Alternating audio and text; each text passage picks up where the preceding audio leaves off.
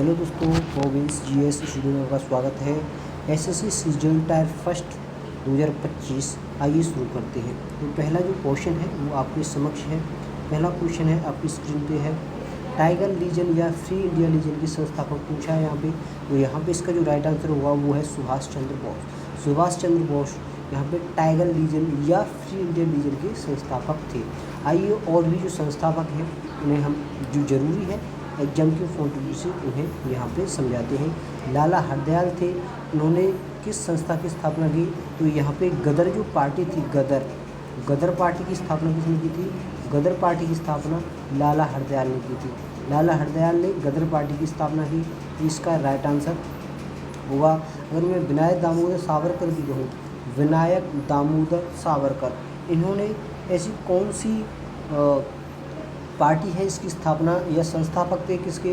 तो यहाँ पे ये संस्था है अभिनव भारत। किसके? अभिनव भारत। ये एक संस्था थी इनकी, अभिनव भारत एक संस्था थी। तो उन्होंने इस अभिनव भारत संस्था की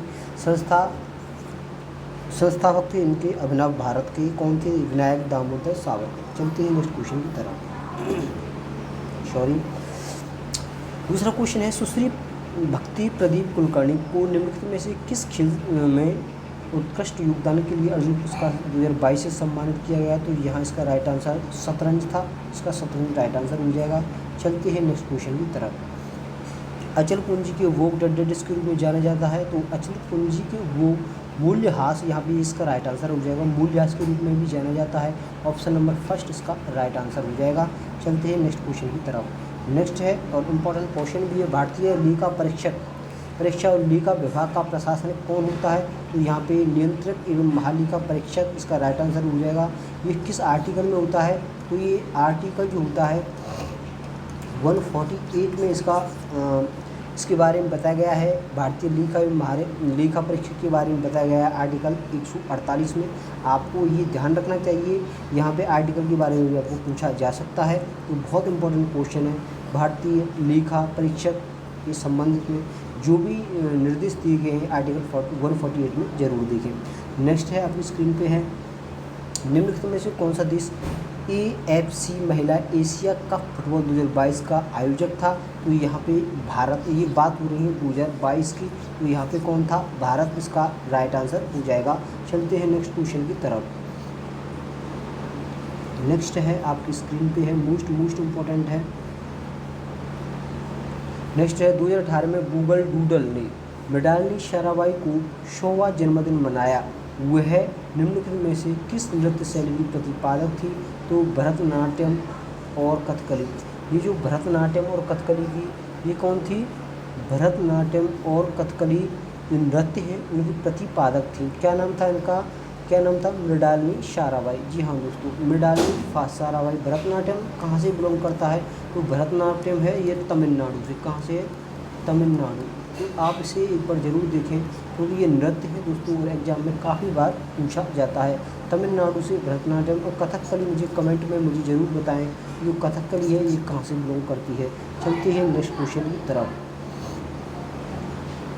नेक्स्ट है आपकी स्क्रीन पे है, निम्नलिखित में से कौन सा संगीतकार संगीत वाद्य यंत्र सितार पर अपनी महारत के लिए लोकप्रिय है? तो जो सितार है, जो सितार वादक है वो विलायत खां है। ये मोस्ट इम्पोर्टेंट क्वेश्चन है। यानी आपको देखते ही क्वेश्चन ये लग रहा होगा कि यहाँ जितने भी ये वाद्य यंत्र हैं वहाँ से एक या दो क्वेश्चन आपको राइज हो रहा है और आगे भी होता रहेगा। तो आप इन्हें एक बार ज़रूर देखकर जाएं। नेक्स्ट है आपकी स्क्रीन पे है, एक प्रजनन रणनीति का नाम बताइए जिसमें परजीवी एक ही प्रजाति या विभिन्न प्रजातियों के अन्य देखभाल लाभ उठाते हैं जिससे वे अपने बच्चों को पाल सकें। तो यहाँ ये है साव परजीविता। ये इसका राइट आंसर हो जाएगा। नेक्स्ट है आपकी स्क्रीन पे है, मोस्ट इम्पोर्टेंट क्वेश्चन है ब्रह्मांड की स्थिर अवस्था की संकल्पना के बारे में किस वैज्ञानिक ने विचार किया था? तो ये थे फ्रेड होयल। कौन से वैज्ञानिक थे? फ्रेड होयल। मोस्ट इम्पोर्टेंट क्वेश्चन है। नेक्स्ट है आपकी स्क्रीन पे है, नेक्स्ट है वैदिक आर्य सप्त सिंधु नामक क्षेत्र में रहते थे जिसका अर्थ 7 नदियों द्वारा अपवाहित क्षेत्र है।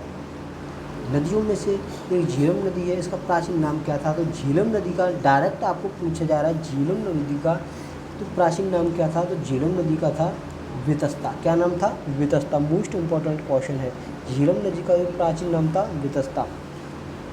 चलते हैं नेक्स्ट क्वेश्चन की तरफ। नेक्स्ट क्वेश्चन है आपकी स्क्रीन पे है। नेक्स्ट है अक्टूबर 2021 में अक्टूबर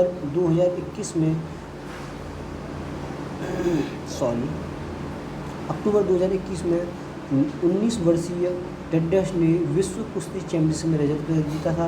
तो अंशु मलिक थी जो कि 19 वर्षीय थी, उन्होंने उस विश्व कुश्ती चैंपियनशिप में रजत पदक जीता था।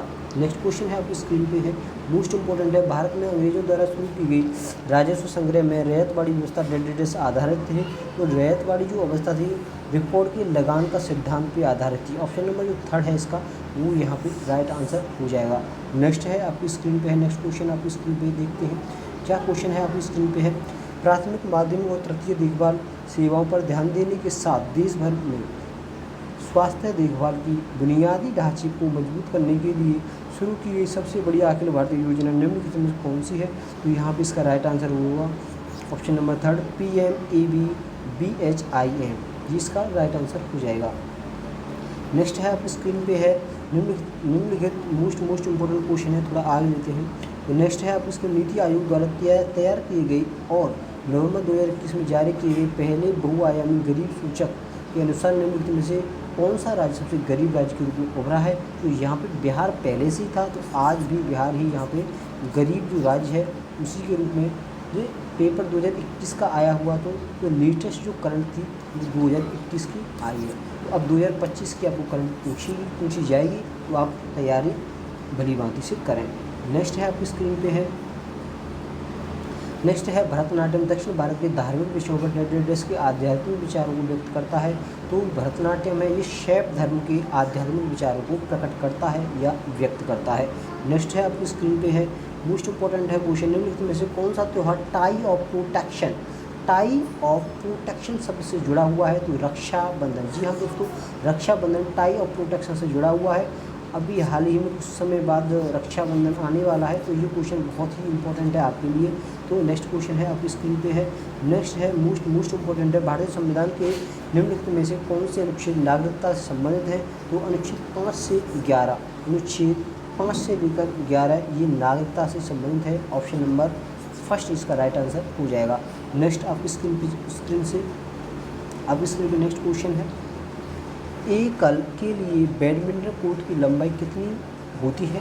तो यहाँ पे मोस्ट इंपॉर्टेंट क्वेश्चन है, यहाँ पे बहुत ही टफ क्वेश्चन दे दिया है। तो ऑप्शन 2 इसका राइट आंसर होगा 13.40 मीटर। नेक्स्ट है आपकी स्क्रीन पे है निम्नलिखित 1901 में विलियनों में रासायनिक गतिकी और परासरणी दाब के नियमों की खोज द्वारा प्रदान की गई असाधारण सीमाओं की पहचान के लिए नोबेल पुरस्कार किसे दिया गया था। ऑप्शन नंबर जो 4 है जैकब्स हेनरिक्स वेंटिऑफ, इसका राइट आंसर हो जाएगा। नेक्स्ट है आपकी स्क्रीन पे है मोस्ट इंपॉर्टेंट क्वेश्चन है, क्वेश्चन दिया गया आपकी स्क्रीन पर निम्नलिखित में से किसका उपयोग लार्ज हैड्रोन कोलाइडर और स्कैनर या MRI स्कैनर तथा NMR स्पेक्ट्रोमीटर में अतिचालक चुंबकों के लिए शीतलन माध्यम के रूप में किया जाता है। तो यहाँ पे शीतलन का मतलब होता है ठंडा अनुभव करने के लिए क्या था, वो हीलियम काम आती है। यहाँ पे हीलियम एक गैस होती है, यहाँ पे गैस होती है हीलियम, क्या होती है गैस। तो यहाँ पे इसका राइट आंसर हो जाएगा गैस। तो नेक्स्ट है क्वेश्चन निम्नलिखित में से कौन सा राज्य तापी बेसिन का हिस्सा नहीं है। निम्नलिखित में से कौन सा राज्य तापी बेसिन का हिस्सा नहीं है। तो राजस्थान एक ऐसा स्टेट है जो भी तापी बेसिन का हिस्सा नहीं है, बाकी महाराष्ट्र है, गुजरात है और मध्य प्रदेश ये तापी बेसिन का हिस्सा रही है। नेक्स्ट है आपकी स्क्रीन पे है किस औद्योगिक नीति में अति लघु उद्योग इकाई के लिए निवेश सीमा बढ़ाकर 2 लाख की गई है। तो ये option number 1980 option number first इसका राइट आंसर हो जाएगा। तो जो औद्योगिक नीति थी 1980 में जो लाई गई थी उसके अकॉर्डिंग यहाँ पे जो निवेश की सीमा है बढ़ाकर 2 लाख की गई थी, ये इसका राइट आंसर हो जाएगा। आपका क्वेश्चन लास्ट और आपका ये जो क्वेश्चन है 25वां क्वेश्चन है और ये सेशन का लास्ट क्वेश्चन है। तो दोस्तों चूल प्रशासन गांव में सदन होती थी जो मुख्य रूप से ब्राह्मणों द्वारा बसाई गई। तो यहाँ पे सभा इसका राइट आंसर हो जाएगा।